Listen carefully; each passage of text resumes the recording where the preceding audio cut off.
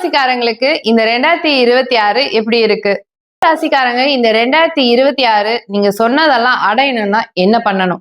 அதுக்கு ஏதாவது பரிகாரம் இருந்தா கொஞ்சம் சொல்லுங்க சார்.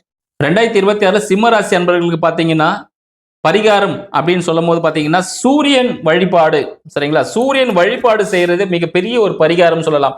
நீங்க இதுக்காக தனியா கோவில் போணும் அப்படின்லாம் ஒண்ணும் இல்ல. காலையில அதிகாலையில உதிக்கக்கூடிய சூரியனிடம் சூரிய நமஸ்காரம் செய்வது.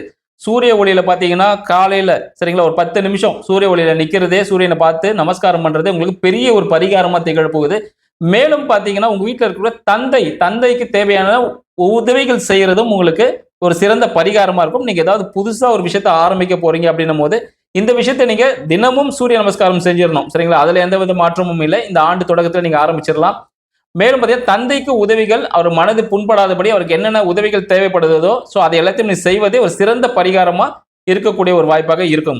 சிம்ம ராசிக்காரருக்கு இந்த காலகட்டம் என்னன்னாக்கா, முதல் பரிகாரம் என்னன்னாக்கா, உடற்பயிற்சி செய்யணும். உடம்ப சுறுசுறுப்பா வச்சுக்கணும். உடல்ல இருக்கக்கூடிய அந்த கழிவுகளை சீராக வெளியேற்றக்கூடிய ஏதாவது ஒரு பயிற்சிகளை வச்சுக்கணும். ஸோ 2வது என்னன்னாக்கா, இந்த காலகட்டம் என்னன்னாக்கா, உங்களுடைய மாமன் உறவுன்னு இருக்கும். தாய் மாமன் உறவு இல்லை மாமன் உறவு, இந்த 2 உறவையும் சரியாக மெயின்டைன் பண்ணணும். அவங்கள ஆசைப்பட்டு என்னவா இருந்தாலும் சரிங்க, அந்த ஆசைப்பட்ட விஷயங்களை செய்யுங்க. உங்க வாழ்க்கை நீங்க ஆசைப்பட்ட மாதிரி அமையும். செஞ்சு பாருங்க. இந்த 2026 உங்களுக்கு யோகமான ஆண்டாக